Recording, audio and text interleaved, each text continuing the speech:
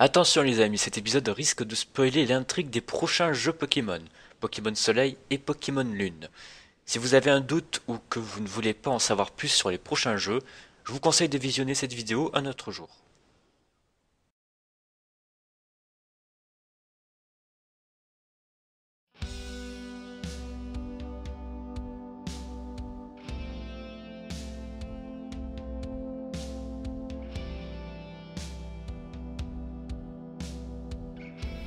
Depuis plus de 2 ans, je me suis lancé dans une série entièrement dédiée à Pokémon. Cette série, je la dois en grande partie à Didi Chandodouille. Depuis plus de 2 ans, je vis une aventure totalement folle. Déjà 10 000 abonnés et le million de vues est largement dépassé. Si je fais cette vidéo aujourd'hui, ce n'est pas pour me vanter ou quoi que ce soit. C'est simplement pour vous remercier vous tous et Didi. Le 9 septembre 2013, après avoir adoré la série Poké Truth, j'ai décidé de lancer la série Poké Theory. Mais quelque chose n'allait pas, le rendu final était catastrophique. J'avais du mal à m'exprimer et la qualité du montage laissait vraiment à désirer. Pourtant la vidéo fait pas mal de vues et commence à faire parler d'elle. Je décide alors de sortir un autre épisode le 13 septembre. Et là, rien ne va plus. La série est définitivement comparée à Poké Truth, et les commentaires négatifs se multiplient. Oui, les 2 premiers épisodes sont clairement du plagiat de Poké Truth, et croyez-moi, j'en suis vraiment désolé. Après toutes ces insultes et ces critiques, le moral n'est plus là, et je décide de laisser tomber YouTube définitivement.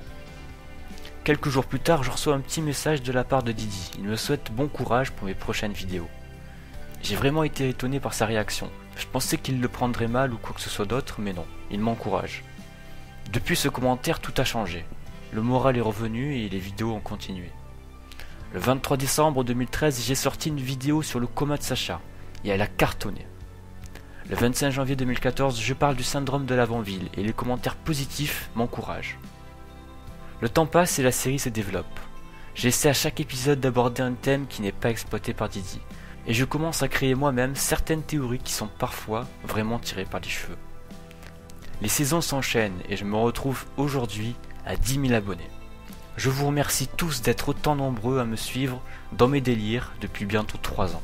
Et je serai toujours reconnaissant envers Didi car même en s'apercevant que je l'avais plagié au tout début, il m'a quand même encouragé à continuer. Merci à vous tous d'être aujourd'hui 10 000 et merci à toi Didi.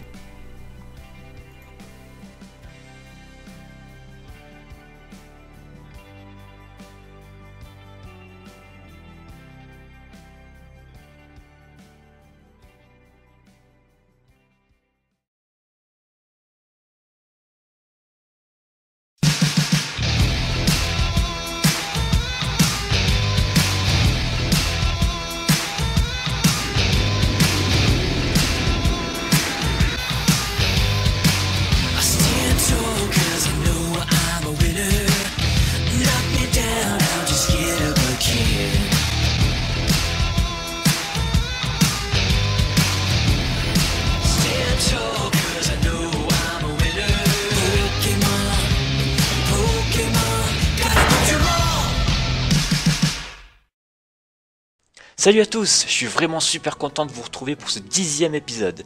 Ça y est, on est plus de 10 000, un grand merci à vous. Aujourd'hui on s'attaque à une toute nouvelle théorie sur Pokémon Soleil et Pokémon Lune. Commençons directement par décortiquer les logos de ces nouveaux jeux. Non, pas les logos français, mais les originaux. Les originaux sont bien meilleurs que les autres, car il y a de nouvelles choses que vous n'avez peut-être pas remarquées. Quand on compare les logos français et originaux, on s'aperçoit clairement qu'il manque 2 choses. Ce losange assez bizarre qui fait penser à un rappel, et une Pokéball qui est en feu. La Pokéball en feu fait forcément penser à une météorite qui est en train de s'écraser. De plus, les titres choisis, Soleil et Lune, font aussi penser à l'espace, à des planètes. De nouveaux Pokémon extraterrestres comme Deoxys vont peut-être débarquer dans ces nouvelles versions. Bref, ce qui va surtout nous intéresser pour cet épisode, c'est cet objet étrange là, en forme de losange. Le saviez-vous, le 9 mars 2016, une toute nouvelle aventure Pokémon a vu le jour. Il s'agit de la série Pokémon Rebirth. Si ça ne vous dit rien, c'est normal. Cette série-là est disponible depuis peu de temps, en manga seulement. D'ailleurs, ce manga propose une aventure pour adultes, beaucoup plus mature donc, et la violence c'est au rendez-vous. Pokémon Rebirth est apparemment basé sur les versions noires et blanches. Dans ce manga, on y retrouve Ryuga, un jeune homme à la recherche de son père disparu. A mon avis, ce nouveau manga shonen va vraiment faire parler de lui puisque les personnages ont la possibilité de fusionner avec un de leurs Pokémon. Non, vous ne rêvez pas. les humains peuvent fusionner avec des Pokémon. Et vous savez quoi? Ryoga a carrément la capacité de fusionner avec Zekrom. Et devinez quoi? Non, non, vous ne rêvez toujours pas. Apparemment, ces cristaux en forme de losange contiennent des Pokémon. Grâce à ce cristal, Ryoga peut donc se transformer en une sorte d'hybride mi-humain, mi-Pokémon et patater ses adversaires. Mais attendez, ce n'est pas fini. Le plus fou dans cette histoire, c'est que ce cristal-là, il ressemble comme deux gouttes d'eau à ce qu'il y a sur les logos originaux des jeux Pokémon Soleil et Lune. Alors j'en vois venir certains. Mais ça veut rien dire, Flomar, ça. C'est pas parce qu'il y a ce losange dans le logo que le jeu aura un rapport avec ce que tu viens de dire. Ouais, mais non. Si on regarde les anciens logos originaux, je sais pas moi, de X et Y, on retrouve la forme de la méga évolution. Et l'intrigue principale de X et Y, c'était la méga évolution justement. Pareil pour Pokémon Rossa. Sur les logos originaux, on y retrouve les signes de la primo-résurgence.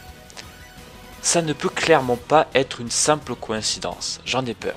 Tout porte à croire que l'intrigue principale des prochains jeux Pokémon sera sur la fusion entre humains et Pokémon.